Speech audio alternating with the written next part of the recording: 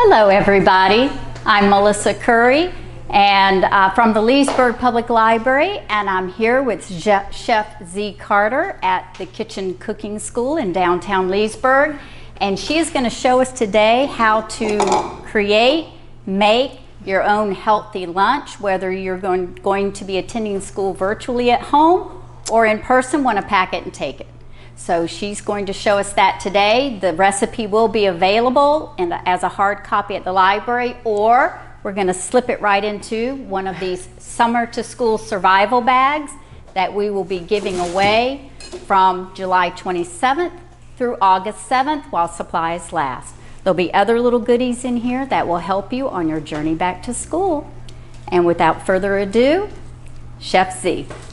Hi everybody, good morning. I'm so happy to be here again with everyone, and I guess today, like Miss Melissa said, we're going to talk about healthy school lunches, whether we like it or not, whether we are going to go into a traditional setting, whether we're going to do homeschool. We just need lunch. We're going to need school lunch.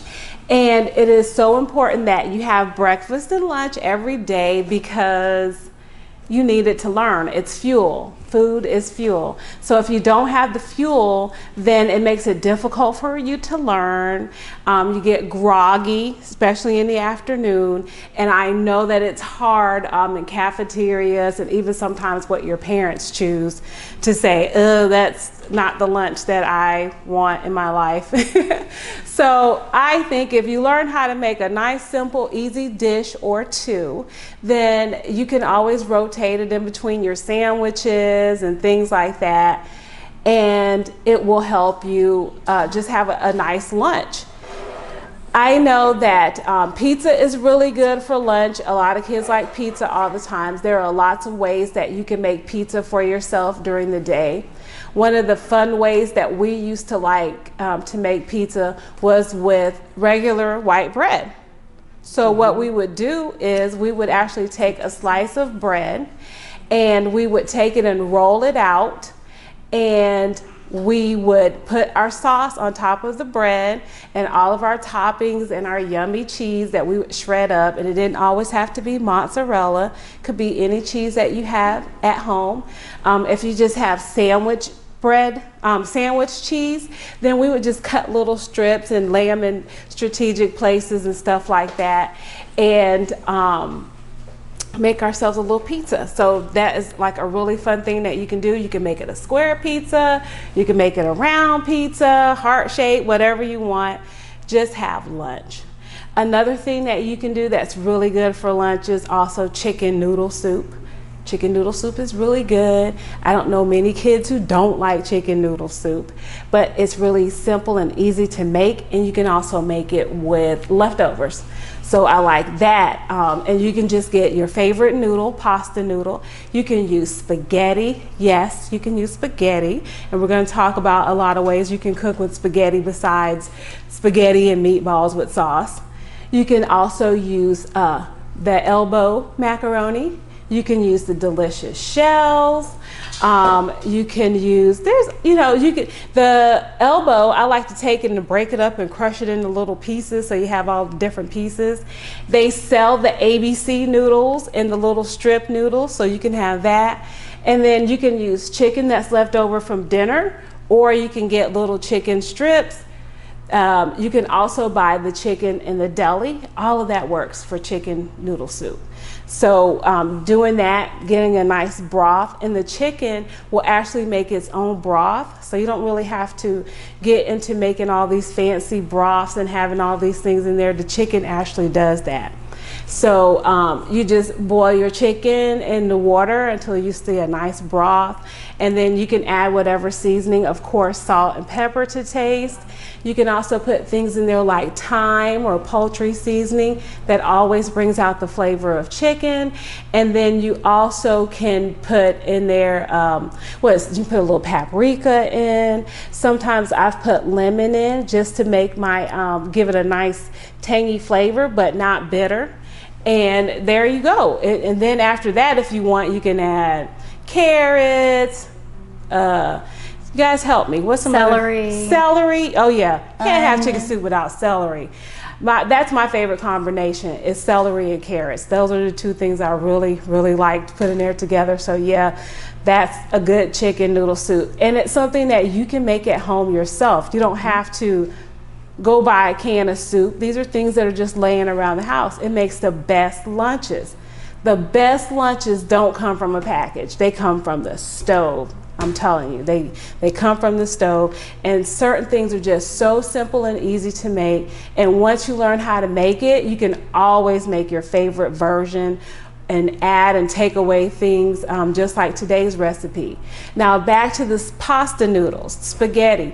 People think spaghetti is only for spaghetti and meatballs, and that's the only thing that they're going to use it for.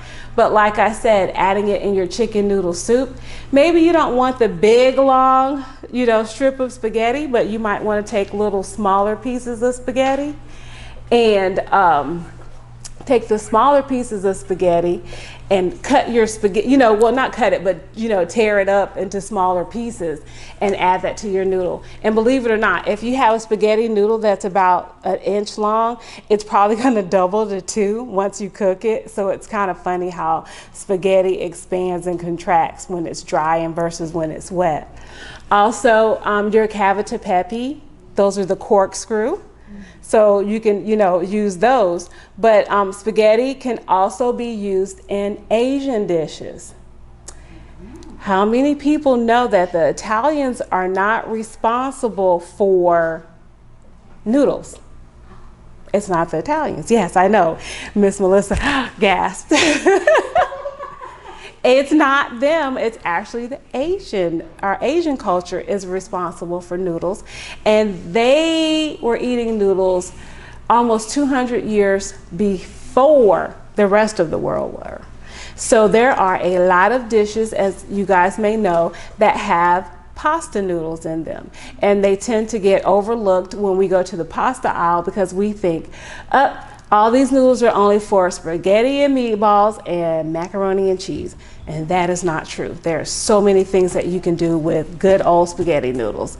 And today, that is one of the things that we're going to do, something different with spaghetti noodles, because it involves making a healthy, fun lunch.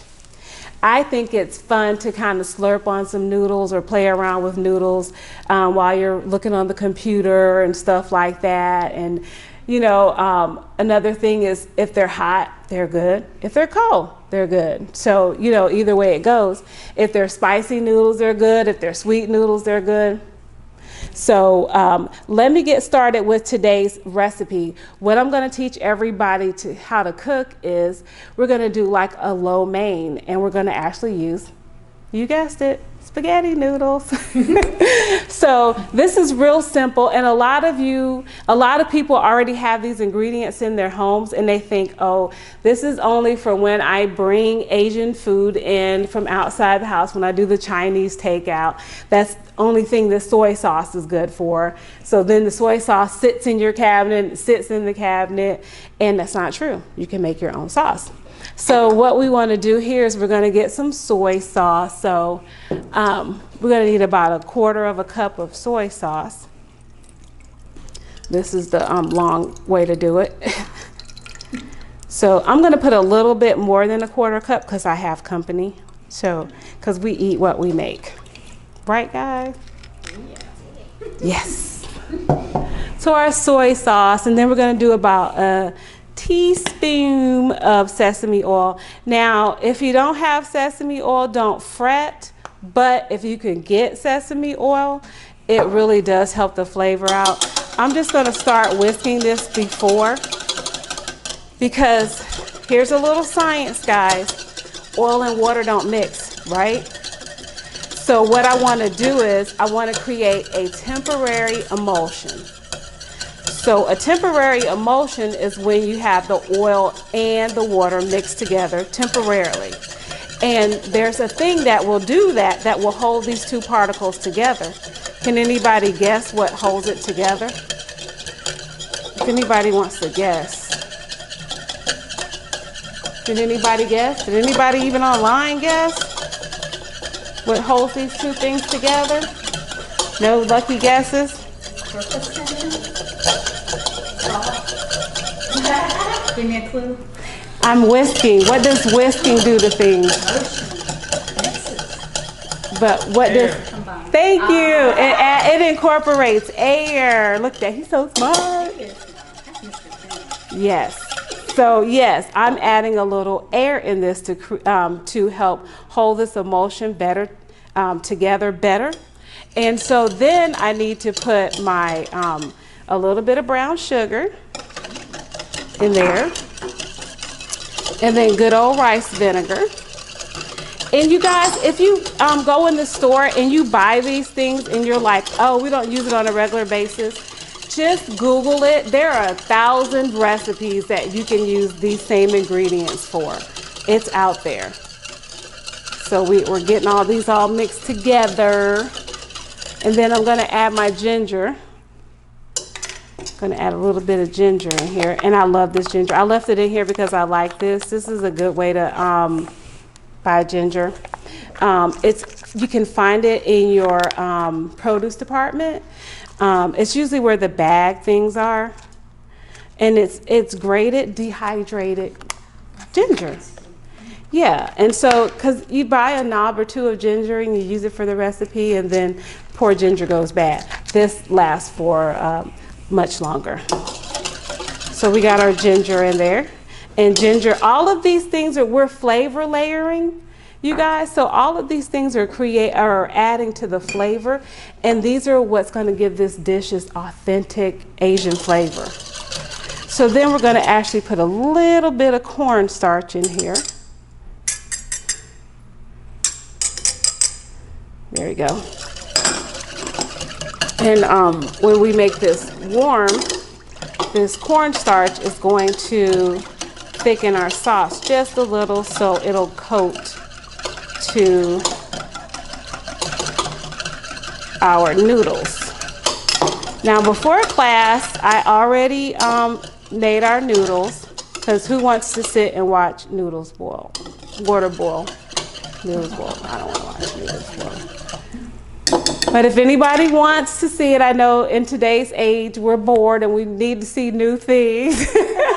So if you guys want me to, have a little class, and I just put water in the pot and I just kind of just press it on, put the water in there and walk away. Let me know. It'll be $19.99. You can sign up. Think I might as well make money at it, right? So, so I'm going to preheat our skillet here. And what I did was I got some bell peppers, some shredded carrots, and I also have some broccoli. You can use mushrooms, you can use celery, you can use cabbage. So all of those things can be added to a delicious lo mein. You want to make sure that you start heating your pot first. Now this recipe, my son, he just turned 8, and now he's already saying he's 8.5. So, I stand with him while he mixes on his own. I just stand around with him because we're going to use a little bit of oil for some time. But you older kids, it's a doable recipe. But younger kids, you just have mom and dad supervise you, and believe me, it's something you can do. So our pan is already hot. So then we're going to put sesame oil in our hot pan, not cold oil on a cold pan. You want to always put cold oil in a hot pan, because eventually over time it makes your pan sticky. So we don't want that to happen. So carrots tend to be a little bit more on the hard side than I want them sometimes. So I'm actually going to stick them in my thing first. That's what I'm going to do. It's up to you. I'm just going to stick them in there and just kind of let them get going in there. And so while those are kind of softening up, I'm going to get my garlic. And here it says I'm going to use 2 cloves of garlic. So let's see, I got 2 really nice fat cloves of garlic. And remember guys, this is all flavor layering, so all of this is going to contribute to the flavor of my dish. So I'm just going to make some nice slices of garlic.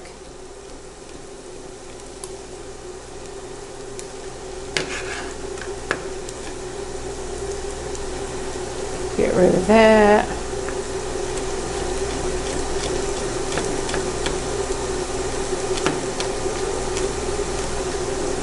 There we go. So we just got nice big slices of garlic. We don't need anything smaller. We're just going to put that right on in there. Put that back in there. Doesn't it smell good, you guys?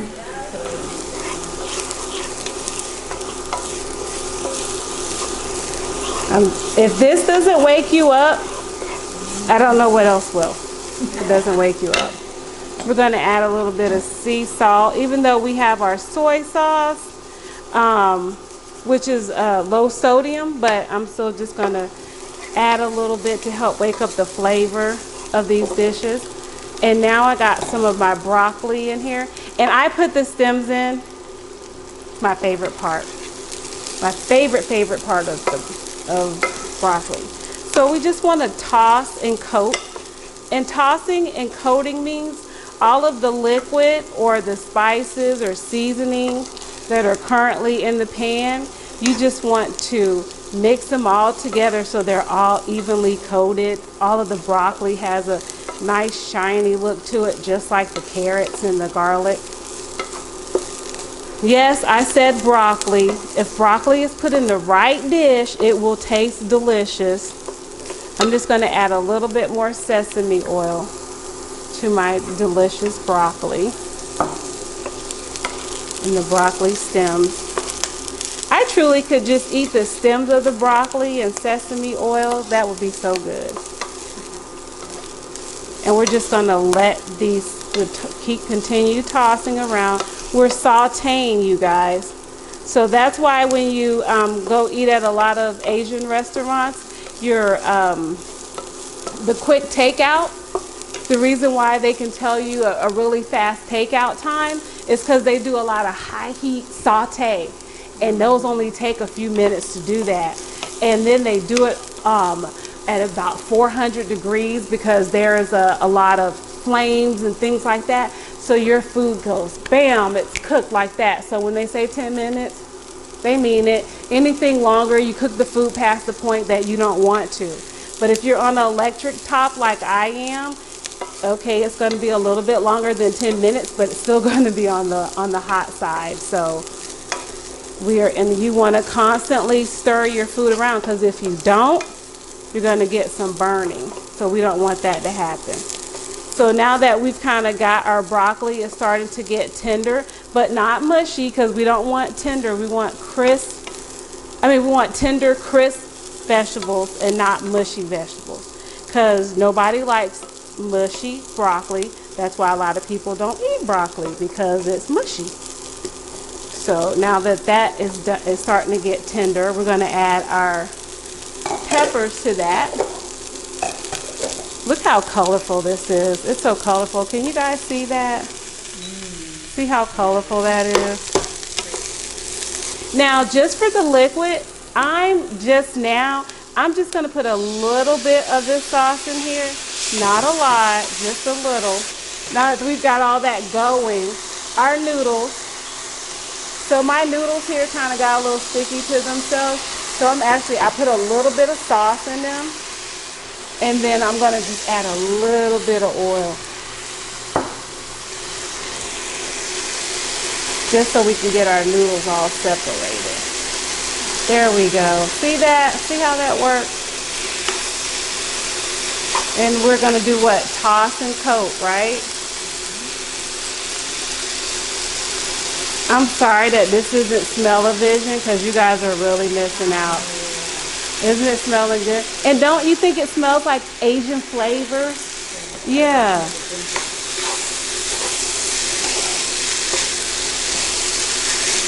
So we're just tossing the coat. Yummy.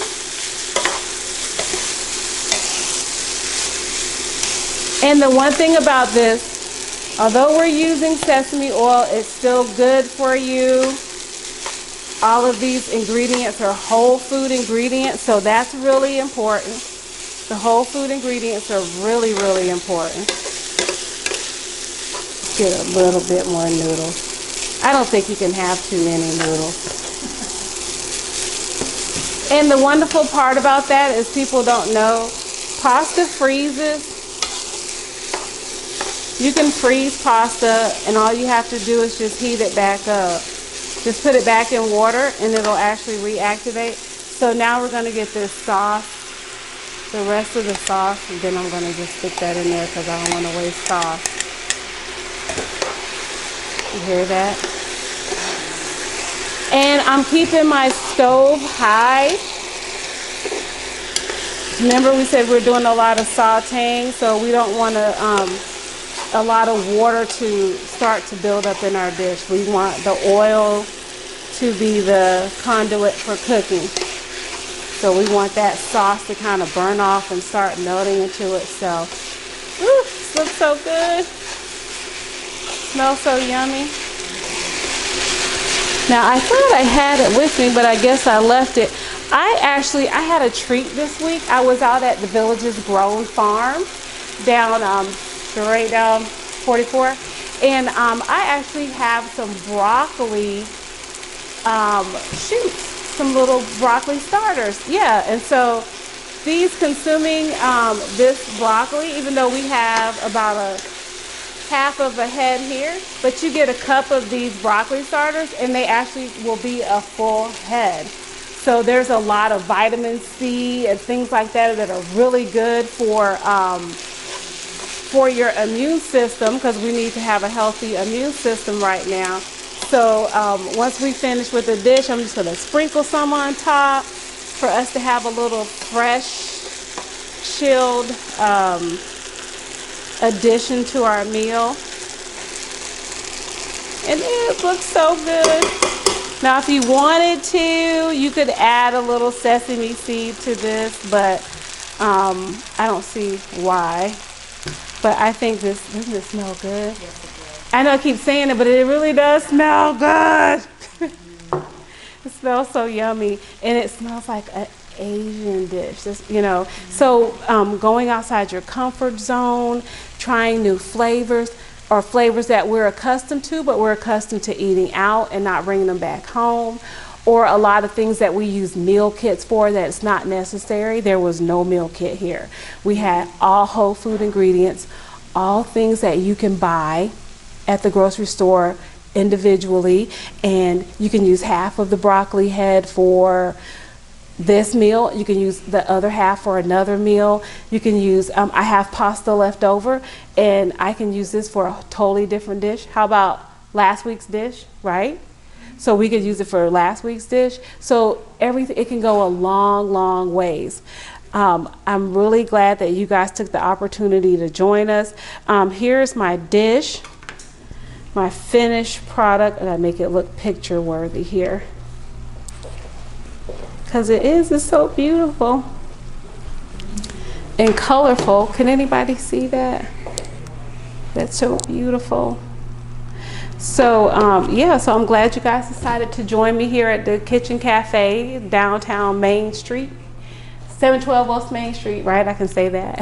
Oh yeah. And thank you so much. I appreciate you guys for having me here. Thank you for agreeing to do this, Z. It's a little tough to have our programming the same at the library since we can't see you in person, but Chef Z has graciously opened her kitchen to us so that we can come and learn from you, because we always do. And yes, I can vouch, this smells delicious. You're going to want this recipe. If you register for the class, we can email it to you, or you can pick up a hard copy at the library, or like I mentioned before, you can get it in one of our summer to school survival bags. And that will be starting on Monday, July 27th, while supplies last. Thank you again, Chef Z, for having us here. And guess what? I'm sorry, but we can't share the food with you, but we're going to try it. Thank you for joining us. Okay, thank you.